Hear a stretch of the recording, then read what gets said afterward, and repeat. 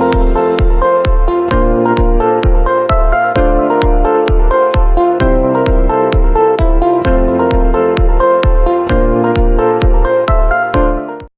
morning, good afternoon, good evening. Ladies and gentlemen, this is Learn English with Bonaj. Ni kuri Iga Icyongereza na Bonaj. Today we are going to learn irregular verbs. Uyu munsi tugiye kuba twakwiga inshinga, inshinga zidakurikiza amategeko. That is the lesson for today. Niryo somo ry'uyu munsi. The way we are going to learn, we see verbs, turareba inshinga, noneho turebe n'ingero z'uko izo nshinga zikoreshwa. Nukuvuga ngo ahanini turi buze kureba verb muri infinitive no muri simple past, mu ndagihe, mu mbundo ndetse no mu gihe cyatambutse. Inshinga iri muri infinitive ni inshinga iba itari yatondagurwa. Ahanini turi buze kureba ingero muri present, iyo nshinga turi kuyikoresha mu ndagihe no muri simple past. Icyo wakwibuka igihe cyose inshinga iri muri infinitive tuba dufite to. Ntabwo ari ngombwa inshinga zose ngaragaze to, ubwo ngomba kubikubwira ukabimenya. Inshinga iri muri infinitive iba idatondaguwe. Urugero to begin, gutangira. To begin icyo gihe ntabwo itondaguwe. Noneho iyo twayitondaguye nko muri simple past aba ari began, past participle aba ari began. Infinitive ni inshinga idatondaguwe mu gihe cyatambutse, ni simple past began. Noneho past participle ni igihe twifashisha turi gutondagura inshinga, cyane cyane muri perfect tenses. Ibyo ni bikwiye kuba wasobanukirwa. Reka tukubwire yuko twakwigisha aho waba uri hose. If you are in USA, Canada, Europe or any part of the world and you feel like you want to learn with us, we can teach you via Zoom. Uri muri Amerika, muri Canada, muri Europe n'ahandi hose twakwigisha kuri Zoom. Enough for introduction. Now let's learn this lesson. Reka twige iri somo. Let's do this. To be. Now we are going to see these verbs. Noneho tugiye kureba izi nshinga. Irregular verbs zikunda gukoreshwa, zigaruka cyane, ukwiye kumenya niba rwose ushaka kumenya Icyongereza. The first verb is to be. To be bisobanura kuba. To be. Noneho mu gihe cyatambutse dukoresha was cyangwa se well. Was, well. Noneho muri past participle ni been. To be, was, well, been, kuba. Urugero, to be tuyikoreshe muri simple present wavuga ngo I am here, ndi hano. I am here. Noneho ushaka kuvuga ngo nari ndi hano wavuga ngo I was here. I am here, ndi hano. I was here, nari ndi hano. Next verb is become. Become ni guhinduka, mu gihe cyatambutse ni became. Become guhinduka, mu gihe cyatambutse became. Noneho muri past participle hano ku mutuku ni simple past, uhora ubizirikana. Mu gihe cyatambutse, noneho mu gihe turi muri past participle bigahinduka nanone become. Uvuga ngo become ni muri infinitive, muri past participle irongera ikaba become, mu gihe cyatambutse ni became. Urugero, ushaka kuvuga ngo I became a doctor. Uvuze ngo nabaye muganga. I became a doctor. Muri simple present ushaka kuvuga ngo he becomes angry. Ushaka kuvuga ngo it becomes dark. Iyo uvuze ngo it becomes dark ni ukuvuga ngo gihinduka umukara. It becomes dark, gihinduka umukara. Noneho uvuze ngo it became dark, uvuze ngo cyahindutse umukara. It becomes dark, gihinduka umukara. Muri simple past twavuga ngo it became dark, cyahindutse umukara. Indi nshinga dukurikijeho ni begin. Begin ni ugutangira, begin. Muri simple past ni began. Began. Noneho past participle ni began. Began. Urugero, ushobora kuvuga ngo let's begin now. Reka dutangire nonaha. Mu gihe cyatambutse wavuga ngo I began late. Natangiye nkerewe. Inshinga dukurikijeho ni bite. Bite bisobanura kuruma. Bite. Muri simple past cyangwa mu gihe cyatambutse ni beat. Beat. Past participle ni beaten. Beaten. Urugero ushobora kuba avuga ngo the dog beat him. The dog beat him kuvuga ngo imbwa iramurumye. The dog beat him. Noneho bite urugero ushobora kuvuga ngo let's grab a bite. Let's grab a bite ubundi ni expression ishatse kuvuga ngo reka tugire icyo dufata cyo kurya. Let's grab a bite. Reka tugire icyo turya. Noneho beat ni mu gihe cyatambutse ushobora kuba avuga ngo it beat me. Cyandumye. It beat me. Cyangwa se mosquito beat me. Umubu wandumye. Mosquito beat me. Dukoreshe past participle twavuga ngo he was beaten by mosquito. He was beaten by mosquito. Yarumwe n'umubu. Indi nshinga tugezeho ni blow. Blow ni guhuha. Urabona ko yo ari guhuha. Blow mu gihe cyatambutse ni blew. Blew. Past participle blown. Guhuha. Blown. Example, blow here. Huha hano. Blow here. Huha hano.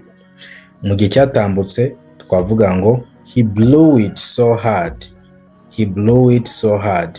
Yagihuse cyane. He blew it so hard.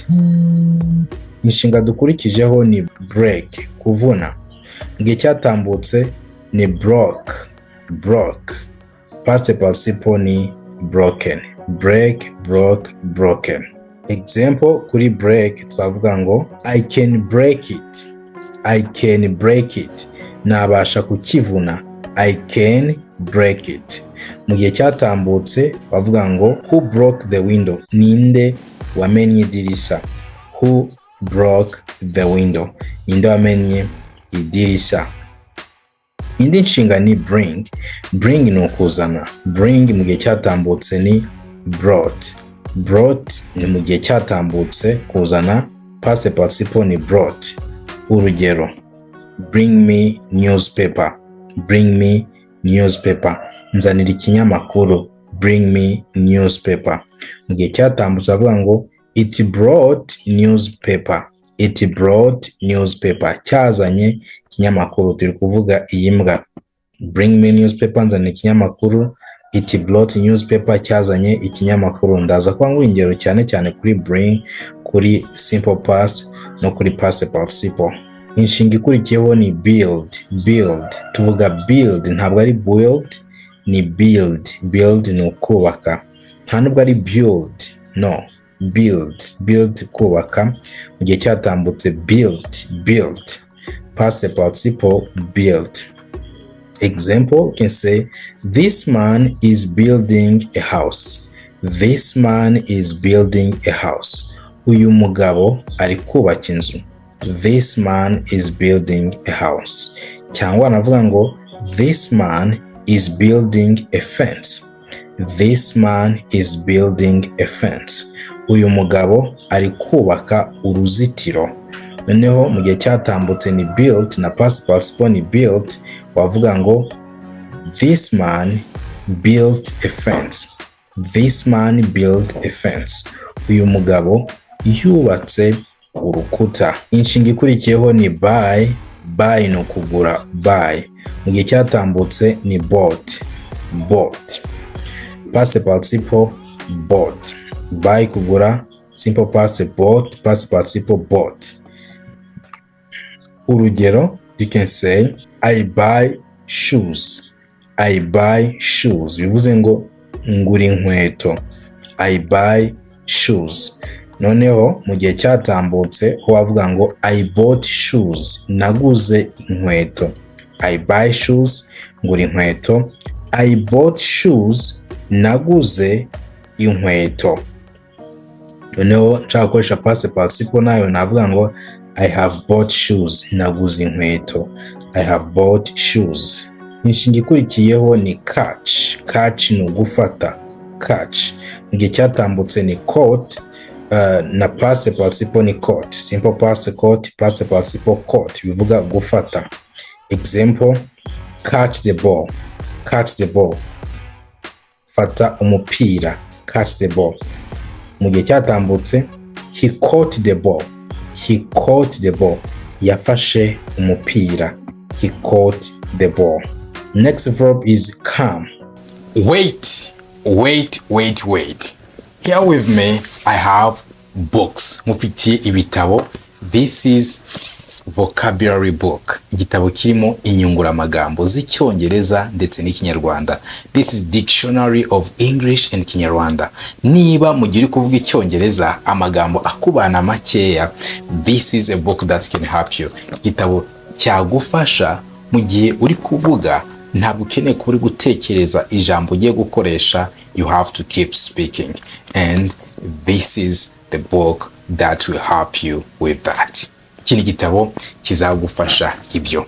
Ikindi, niba uri umutangizi ukaba ushaka kuzamura urwego rwawe rw'icyongereza, this is Begin Smart to End Smart with more than 200 pages, pages zirenga 200. Harimo icyongereza ndetse gisobanuye mu kinyarwanda.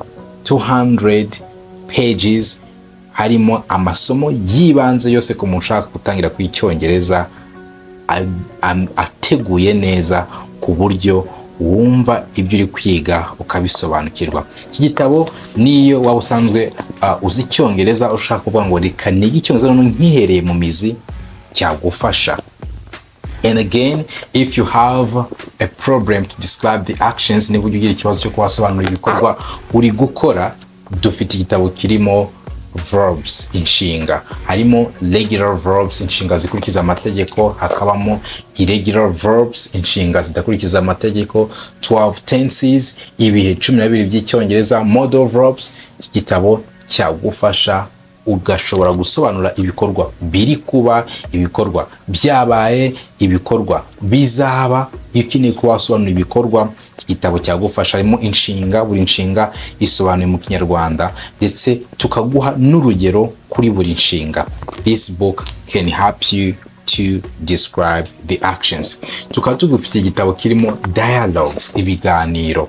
Iki gitabo kirimo dialogs, ibiganiro by'icyongereza ndetse bisobanuye no mu kinyarwanda kuri topics zigiye zitandukanye, ku ngingo zigiye zitandukanye. Iki gitabo cyagufasha kuko iyo tuvuga dukoresha ibiganiro. Iki gitabo rero kirimo ibiganiro ndetse bisobanuye mu cyongereza no mu kinyarwanda. If you need one of our books, ubaye ukeneye kimwe muri ibi bitabo cyangwa se byose ukaba ubikeneye, watumenyesha kuri 0780 29 312. Let's continue the lesson. Come ni ukuza. Come, kuza mu gihe cyatambutse ni came, came. Past participle ni come. Come kuza mu gihe cyatambutse came. I come here often. Nkunda kuza hano. I come here often. Past participle irongera ikaba come. Okay? I come here often, nkunda kuza hano. I came here yesterday. Naje hano ejo hashize. I came here yesterday. I came ni mu gihe cyatambutse. I came here yesterday. Naje hano ejo hashize. Okay? Come here. Tuvuze ngo come, yavuze ngo ngwino hano. Come here. Ngwino hano. Noneho he has come, twadukoreshe past participle, twatuvuze ngo yaje. He has come, yaje. Cost ni ukugura. Cost, kugura. Simple past nawe ni cost. Past participle ni cost.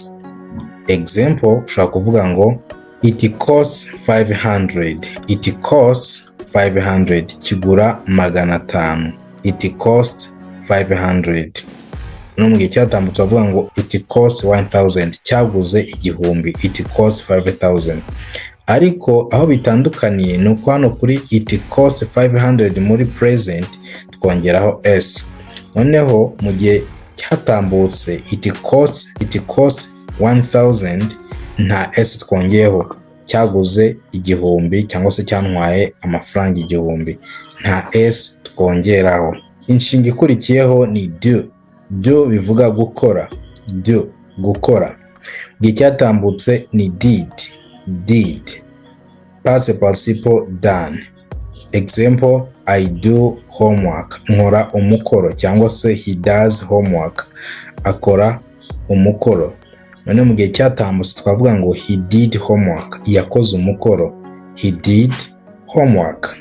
Noneho past participle ya do ni done. Done. Noneho nshaka kuvuga ngo I have done homework. Bivuze ngo nakoze umukoro. I have done homework. Draw ni gushushanya. Draw. Draw. Simple past ni drew. Drew, gushushanya. Drawn, past participle. Example here bavuga ngo he draws very well. Ashushanya neza cyane. He draws very well. Mu gihe cyatambutse he drew very well. Yashushanyije neza. He drew very well. Yashushanyije neza. Next verb is dream. Dream ni ukurota. Dream. Mu gihe cyatambutse ni dreamt. Dreamt. Bango I dream, ndarota. I dreamt, nararose. Past participle irakomeza kaba dreamt. I dream, ndarota. I dreamt, nararose. Next verb is drink. Drink ni ukunywa. Drink ni ukunywa. Drink. Mu gihe cyatambutse ni drank. Drink. Past participle drank. Example, he drinks water every day. Anywa amazi buri munsi. He drinks water every day. Noneho he drank water last week. Yanyweye amazi mu cyumweru gishize. He drank water last week. Next verb is drive. Drive ni ugutwara. Drive. Mu gihe cyatambutse ni drove. Drove. Past participle driven. Driven.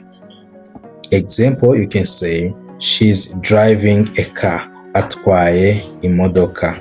Example, you can say she drives to work. She drives to work.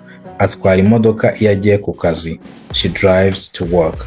Mu gihe cyatambutse bavuga ngo she drove to work. Yatwaye imodoka agiye ku kazi.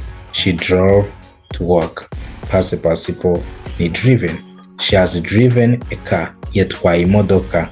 She has driven a car. Inshinga nyuma tujye kureba ni eat. Eat bivuga kurya. Eat, kurya. Mu gihe cyatambutse ni ate. Eat, kurya. Ate. Eaten nabyo ni kurya muri past participle. Eaten. Example, he eats chicken. Arya inkoko. He eats chicken.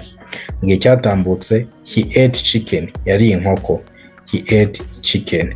He has eaten chicken. Yariye inkoko. So this brings us to the end of our lesson today. Tugeze ku musozo w'isomo ryacu uyu munsi. Keep learning, keep growing. See you next time.